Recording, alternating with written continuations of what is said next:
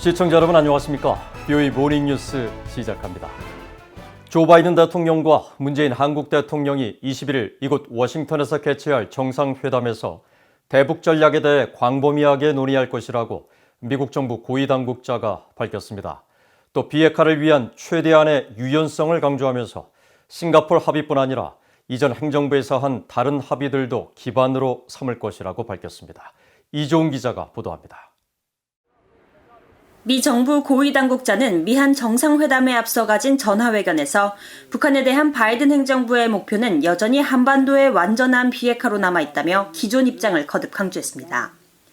이 당국자는 미국의 새 대북 정책은 과거 행정부의 노력이 이런 목표를 달성하지 못했다는 점을 이해하고 일괄 타결 달성에 초점을 맞추거나 전략적 인내에 의존하지도 않을 것이라고 말했습니다.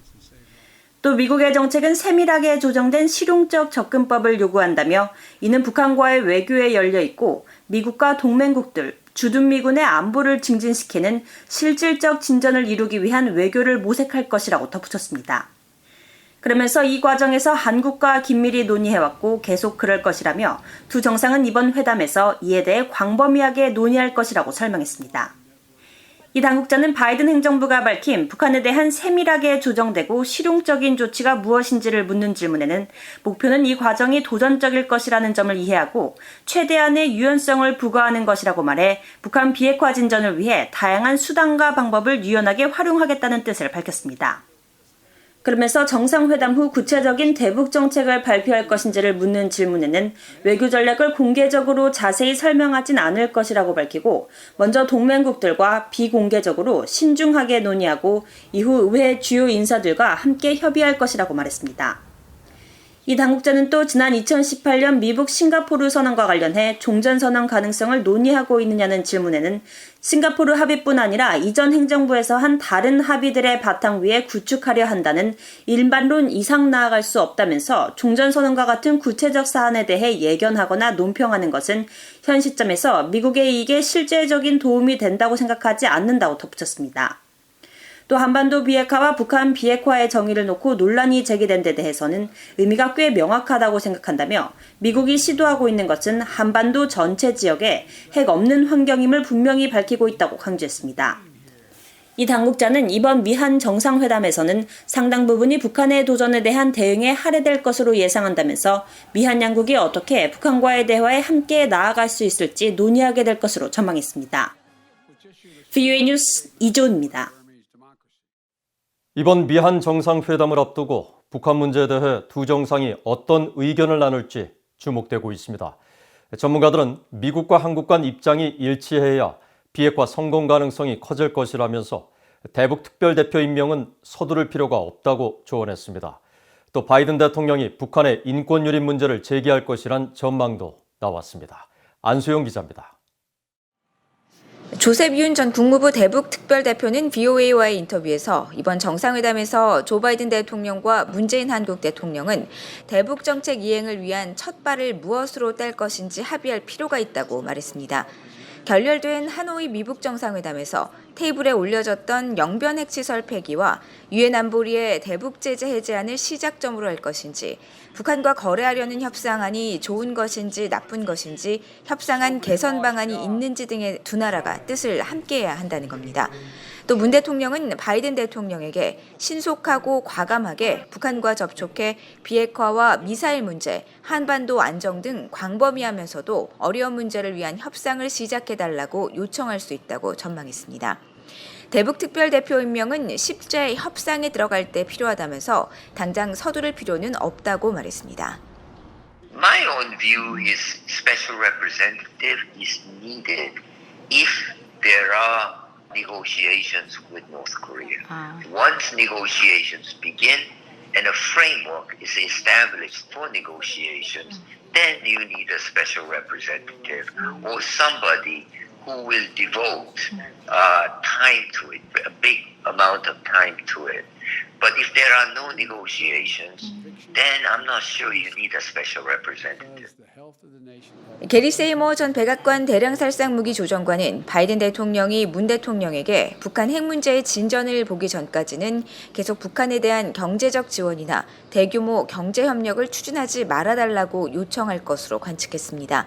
또 바이든 행정부가 인권 문제를 줄곧 강조해온 만큼 정상회담에서 북한 인권 문제는 주요 의제가 될 것으로 전망했습니다. The North Korean government engages in horrendous human rights abuse, and they're very sensitive about that, very sensitive about public criticism. We also know that Moon Jae-in does not want to emphasize the human rights issue because he is afraid that will block resumption of direct U.S.-North Korea negotiations. But I'm sure that they'll discuss human rights, and if they issue a communique, my guess is that human rights would be issued in there.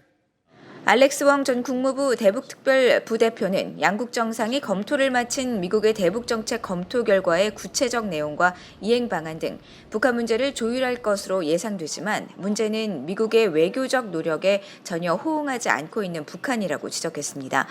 북한 당국의 불투명한 의사결정 과정과 신종 코로나 바이러스 감염증 사태 여파, 중국 등과의 관계 등이 북한의 침묵에 영향을 미치고 있다면서 북한의 호응과 비핵화 진전을 위해서는 미국과 한국 간 일치된 입장을 보이는 것이 매우 중요하다고 지적했습니다. The key to strong diplomacy with North Korea and the key towards making progress on denuclearization is that Seoul and Washington are ironclad in their alliance, number one, and fully coordinated in their policy toward Pyongyang. The chances for success are greatly diminished if there's any daylight between Seoul and Washington. 웡 전 부대표는 또 대북 제재를 제대로 집행하겠다는 중국의 의지 역시 북한 비핵화의 매우 중요한 요소라면서 중국이 북핵 문제를 두고 미국과 갈등을 벌이는 것은 매우 큰 실수가 될 것이라고 지적했습니다. BOA 뉴스 안소영입니다. 미국 상원에 이어 하원에서도 미한 정상회담을 앞두고 미한 동맹 기념결의안이 발의됐습니다. 하원 외교위원회 그레고리 믹스 위원장과 마이클 맥카올 공화당 간사 등 4명의 의원들은 19일 초당적으로 미한 동맹의 중요성을 강조하는 결의안을 발의하고 미한 관계는 한반도와 인도태평양 지역의 평화와 안보, 번영을 수호하는 핵심 축으로 중요하다는 점을 재확인했다고 밝혔습니다. 특히 북한의 비핵화를 달성하고 한반도의 항구적이고 영속적인 평화 구축을 위해 긴밀한 공조를 지속할 것과 공동의 도전 과제를 해결하기 위한 미한일 3국 간 긴밀한 공조를 촉구하고 미국과 한국 정부가 인권 증진을 위해서도 계속 공조할 것을 촉구한다는 내용도 포함됐습니다. 이번 하원 결의안에 앞서 지난 13일엔 상원에서 하원과 거의 비슷한 내용의 미한 동맹 기념 결의안이 발의돼 현재 외교위원회에 계류 중에 있습니다. 한국 문재인 대통령이 추구하고 선호하는 적극적인 대북 관여 정책이 미국과 한국 간 긴장을 유발할 가능성이 있다고 미국 의회조사국 CRS가 밝혔습니다. 의회조사국은 18일 미한 관계에 대한 갱신 보고서에서 바이든 행정부가 지난달 한반도의 비핵화를 목표로 한 대북 정책 검토 결과를 공개하면서 실용적 접근법을 추진할 뜻을 밝혔지만 여전히 미한 양국 간 대북 정책에 다소 차이가 있어 긴장 가능성이 있다면서 이같이 밝혔습니다. 이어 미국이 대북 정책에서 외교를 언급한 데 대해 문 대통령이 환영의 입장을 밝혔지만 북한과 더 적극적으로 관여하길 선호하는 정책 때문에 미국과의 긴장이 발생할 수 있다면서 문 대통령은 미북 대화를 지속적으로 옹호해왔다고 설명했습니다. 보고서는 또 북한 정권이 꾸준한 핵무기와 탄도미사일 프로그램 개량을 추진해왔으며 전임 트럼프 행정부와의 2년여에 걸친 외교 기간에도 개발을 멈추지 않았다고 지적했습니다.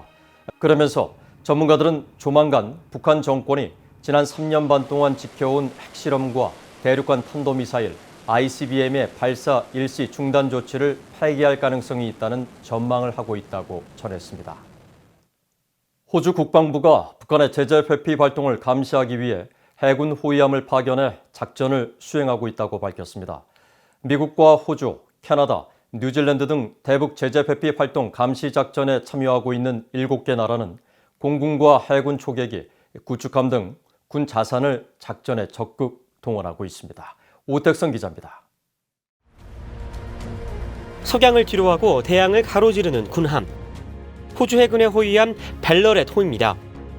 호주 국방부는 18일 공해상에서 벌어지는 북한의 제재 위반 활동을 감시하기 위한 작전에 해군 호위한 벨레랏 호를 투입해 오는 7월까지 감시 작전인 아르고스 임무를 수행한다고 밝혔습니다.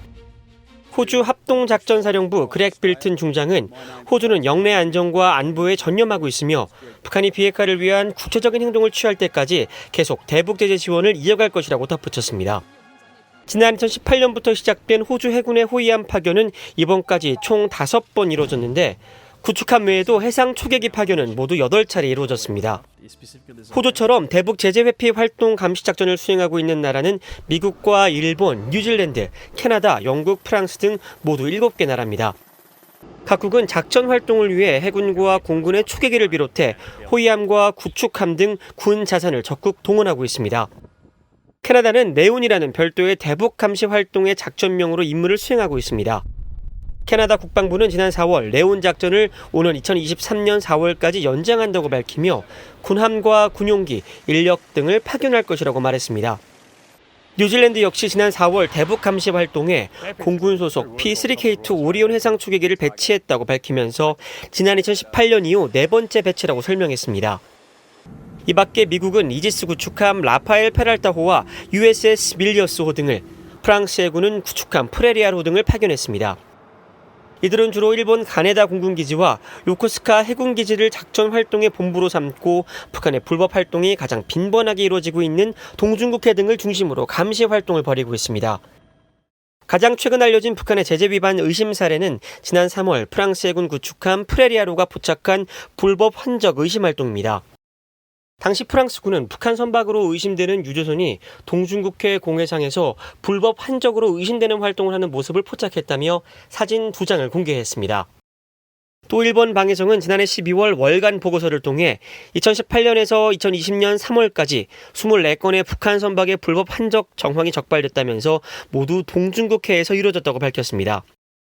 That is definitely the intention is to increase the threshold of difficulty for North Korea and non-complicit states such as China and Russia to help facilitate North Korean sanction evasions, as well as not just increase the difficulty but also stop it.